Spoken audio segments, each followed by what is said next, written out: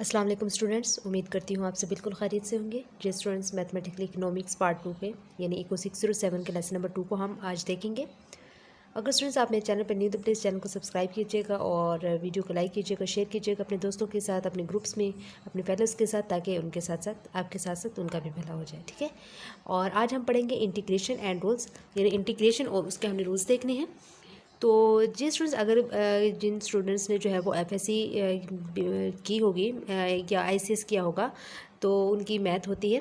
तो वहाँ पे हम लोग इंटीग्रेशन पढ़ते हैं सेकंड ईयर में। ठीक है। फर्स्ट ईयर में डेरिवेटिव देखते हैं और सेकंड ईयर में हमारे पास ये इंटीग्रेशन जो होती है। ठीक है।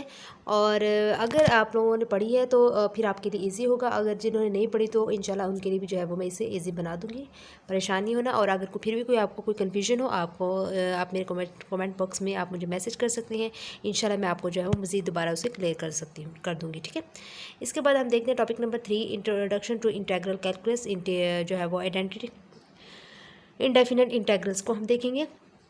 हमारे पास जो है वो रैशनल फॉर इंटीग्रेशन, हिस्ट्री जो है वो पर्सपेक्टिव ऑफ इंटीग्रेशन देखते हैं। एक्चुअली जो कैलकुलस है हमारे पास, यहाँ पे मैंने इसको हाईलाइट किया हुआ एज एमसीक्यूज इंपॉर्टेंट है। Calculus is divided into differential and integral calculus. Calculus है जो वो डिवाइड होता है किस केस में, एक तो डिफरेंशियल में होता है, दूसरा हमारे पास इंटेग्रल कैलकुलस में होता है। In this discussion we are concern with integral calculus. Economist often face the mathematical problem of finding function from its derivative.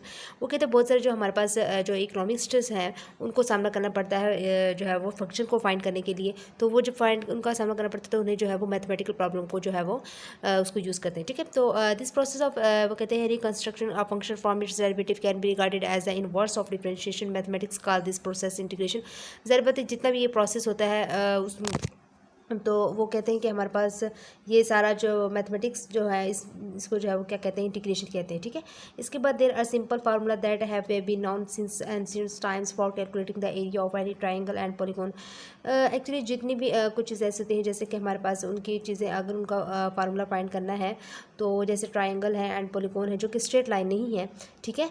तो ये जो है वो लाइनें जो है वो कर्व हो रही हैं, तो इन चीज़ों के लिए जो है वो हमें जो है वो फंक्शन फाइंड करने की ज़रूरत पड़ती है। ठीक है।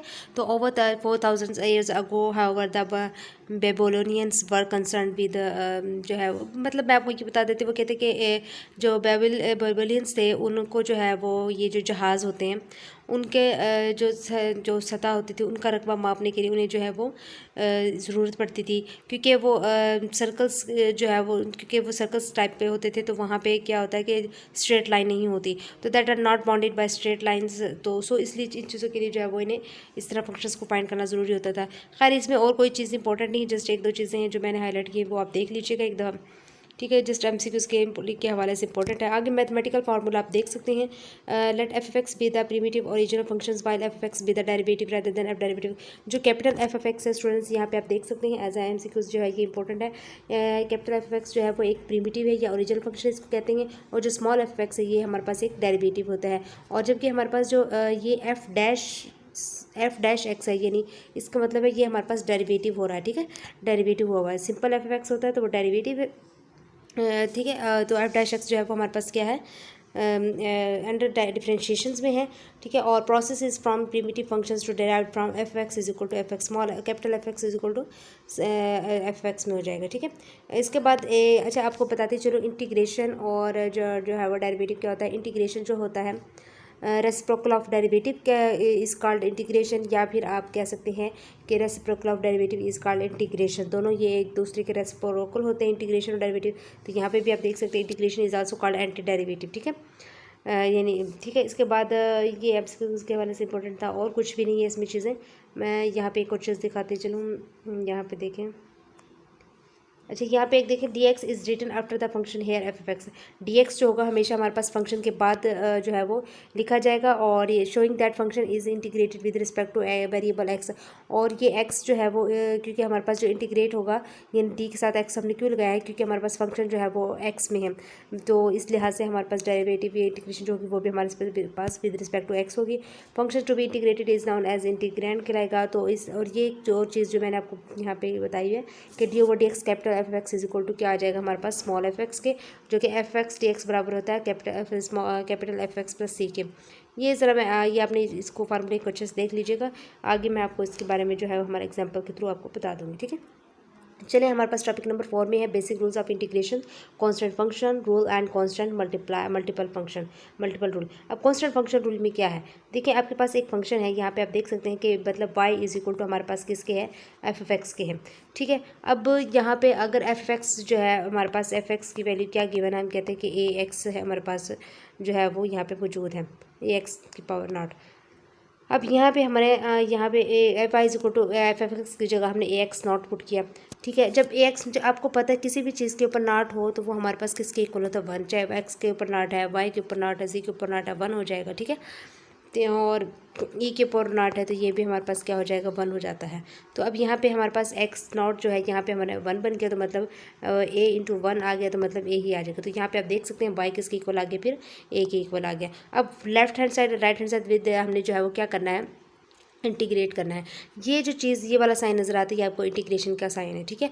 और ये अब यहाँ पे हमारे पास y है तो हम integration y with respect to dy लेंगे, ठीक है, क्योंकि हमारे पास जो जैसा फंक्शन होगा उस वैसे ही हमने उसका इंटीग्रेशन लेनी है। अगर y में है तो y में इंटीग्रेशन लेंगे, अगर x में है तो x में इंटीग्रेशन लेंगे। लेकिन अब यहाँ पे हमारे पास जो फंक्शन है y है तो यहाँ पे इंटीग्रेशन y dy आ गया, इज इक्वल टू यहाँ पर a है तो कोई और वेरिएबल नहीं है तो हम विद रिस्पेक्ट टू इसको क्या लेंगे, x के लेंगे, ठीक है। अब यहाँ पे हमने लिया तो हमारे पास इंटीग्रेट हुआ, तो आपको पता है कि जब हम इंटीग्रेशन अगर सिंपल dx1 अगर हम a को यहाँ से निकाल दें यानी सिंपल a 1 बच जाएगा ना, a बाहर ले आएंगे हम, तो 1 का इंटीग्रेशन लेंगे, 1 ऑफ dx इंटीग्रेशन लेंगे तो हमारे पास इसकी क्या आएगी, आंसर x आ जाएगा, और ये a जो इसके साथ है वो एज इट इज़ आ जाएगा, ठीक है। और अगर हमारे पास x स्क्वायर यानी dx हम यहाँ पे इंटीग्रेशन लेंगे इसको, तो ये 2 जो है वो हमारे पास यहाँ पे आ जाएगी।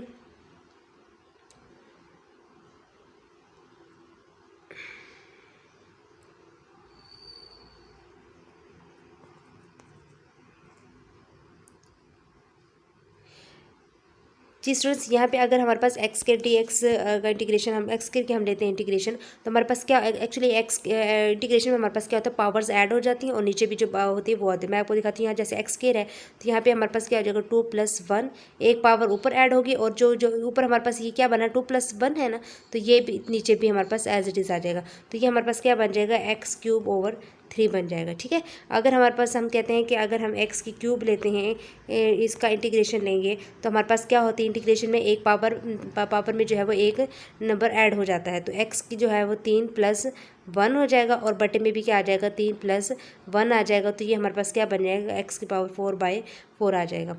तो इसी तरह यहाँ पे आप देख सकते हैं ये a इंटीग्रेशन dx आ गया, तो हमारे पास जब हमने इसके इंटीग्रेट किया, इसको इंटीग्रेट किया dx, इसको इंटीग्रेट किया, हमारे पास क्या आ जाएगा, a बाहर आ जाएगा इसमें से, ठीक है, और 1 dx आ गया, तो मतलब ax आ जाएगा, ठीक है। जब सिंपल a1 का हम लेंगे इंटीग्रेट लेंगे, तो 1 ऑफ dx हमारे पास इंटीग्रेट होगा तो हमारे पास x आ जाएगा। इसके बाद जो है वो हमारे पास प्लस हमारे पास c कॉन्स्टेंट आ गया। आपको पता होना चाहिए इंटीग्रेशन में जो है वो कॉन्स्टेंट ज़रूर आ जाता है। इसके बाद c is the constant of integration आ गया। इसके बाद हम यहाँ पे देख सकते हैं न्यूमेरिकली एग्जांपल देखें। न्यूमेरिकल एग्जांपल जो होती है आपकी इंपॉर्टेंट होती है, इनको आप कभी भी ना छोड़ा करें। किसी भी सब्जेक्ट में अगर इस तरह न्यूमेरिकल एग्जांपल हो तो वो इंपॉर्टेंट होती है पेपर के हिसाब से।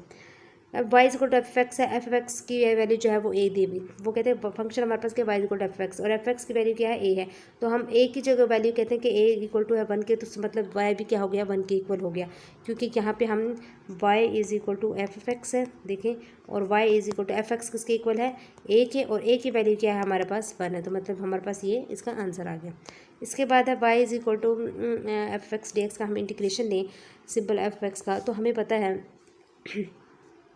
तो यहाँ पे हमारे पास क्या आ जाएगा, integration 1t(x) is equal to 1x + c आ जाएगा। तो ये f(x) क्योंकि हमारे पास किसके इक्वल है, a के, और a किसके इक्वल है 1 के, तो हमने f(x) की जगह पे क्या पुट किया, 1, यहाँ पे 1 पुट कर दिया और dx आ गया, ठीक है। तो 1x + c आ जाएगा, क्योंकि हम इंटीग्रेट जब करते हैं तो हमारे पास कांस्टेंट लाजमी आता है।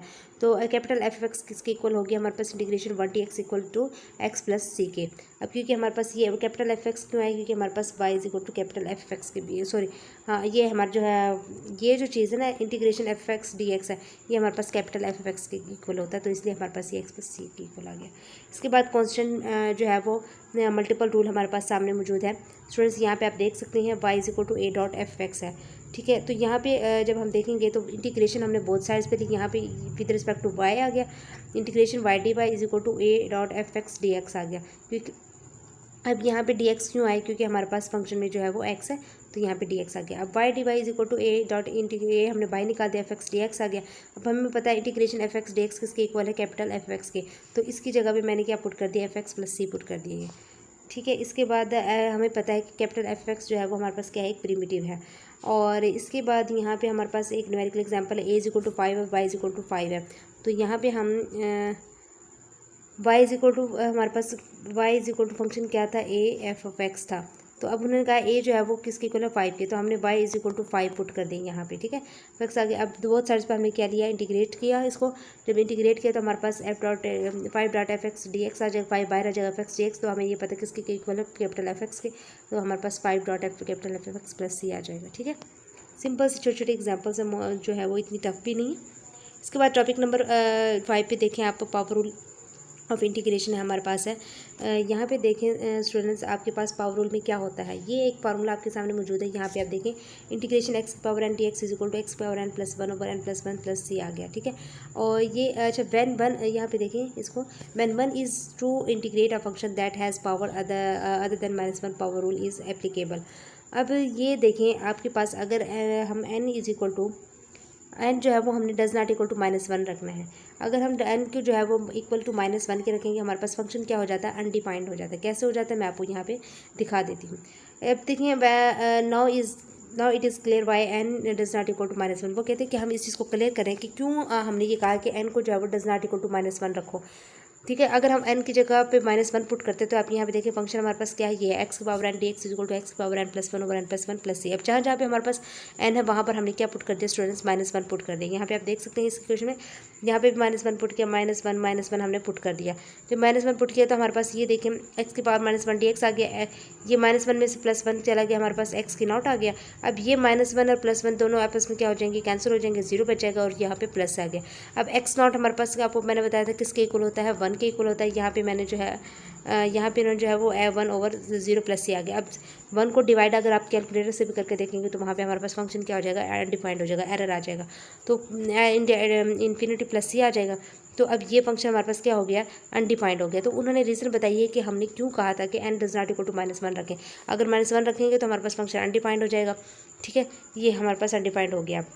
अब न्यूमेरिकल एग्जांपल हम यहाँ पे देखेंगे, f x equal to x की क्यूब है। अब मैंने आपको पहले बताया था कि कैसे हम इंटीग्रेशन में क्या होता है, हमारे पास पावर में एक नंबर जो है वो ऐड हो जाता है। अगर सिंपल अगर आपके पास एक्स हो, आप उसको इंटीग्रेट करें, ठीक है, इंटीग्रेट करेंगे तो आपके पास यहाँ पे मतलब 1 है, जिसके ऊपर कुछ नहीं तो उसके ऊपर 1 होता है मतलब कि, तो आप यहाँ पे क्या आ जाएगा, फिर ये एक 1 + 1 ओवर 1 + 1 आ जाएगा, मतलब एक्स के स्क्वायर बाय 2 आ जाता है। ठीक है, तो यहाँ पे हमारे पास एक्स क्यूब है डी एक्स, तो हमने क्या किया, एक्स की पावर में जो है 3 + 1 किया और नीचे भी 3 + 1 प्लस सी आ गया, तो एक्स की 4 ओवर 4 प्लस सी आ जाएगा। ठीक है, आपको मैंने पहले बताया था जब हम इंटीग्रेट करते हैं तो हमारे पास इंटीग्रेशन के बाद हमारे पास क्या आ जाता है, प्लस सी ऐड हो जाता है। ठीक है, कांस्टेंट वैल्यू। तो इसके बाद आपके पास यहाँ पे देख सकते हैं ये फंक्शन आ गया था, जो फंक्शन गिवन था हमारे पास इसका आंसर आ गया कि उन्होंने जो है वो इसका ग्राफ बनाया हुआ है, इसको आप स्किप कर सकते हैं। इसके बाद आप यहाँ पे स्टूडेंट्स आ जाएँ, यहाँ पे आप देख सकते हैं वैन एक फंक्शन आपके पास जो है वो y इज इक्वल टू आपको पता है एफ एक्स के इक्वल होता है, और एफ एक्स किसके इक्वल है, हमारे पास a के इक्वल है। तो a और a की वैल्यू क्या हमारे पास 1 है, तो हमारे पास क्या हो गया, y इज इक्वल टू यानी a जो है वो a एफ एक्स था, नहीं एक मिनट, हाँ यहाँ पे आप देखें a जो है वो इज इक्वल टू हो गया हमारे पास 1 के, तो हमने y is equal to a x naught था, तो हमारे पास a की जगह पे क्या आ गया, 1 आ गया। तो y is equal to f x not d x आ जाए, जो एक्स नॉट डी एक्स, हम जब इनको बोथ साइड पे इंटीग्रेट करेंगे तो हमारे पास 0 + 1 आ जाएगा। फिर भी अगर x की पावर नॉट भी है ना, तो हमारे पास क्या हो जाएगा, इसमें फिर भी हमने ऐड कर देना है 0 + 1, तो हमारे पास x की पावर 1 ओवर 1 प्लस सी आ जाएगा। तो ये आप सिंपल इसको देख सकते हैं। ठीक है, इसके बाद टॉपिक नंबर 6 में देखें derivative over functions, rule of integrations. अच्छा, आपको ये फार्मूला मोस्ट इंपॉर्टेंट है, ये अच्छे से याद कर लीजिएगा कि अगर लॉग नेचुरल में कैसे आप जो है वो निकलता है आंसर। तो जब आप आपके पास फंक्शन है जो कि ऊपर डेरिवेटिव है नीचे फंक्शन हो और इंटीग्रेट हो रहा, तो उसका आंसर हमारे पास क्या निकलेगा, log nature f x mod plus c आ जाएगा। ठीक है, अब आपको पता है इंटीग्रेशन कैसे, नीचे ऊपर नीचे फंक्शन ऊपर डेरिवेटिव कैसे, तो मैं आपको यहाँ इस एग्जाम्पल के थ्रू आपको यहाँ पे समझा दूँगी। ठीक है, यहाँ पे आ जाए एग्जाम्पल पे।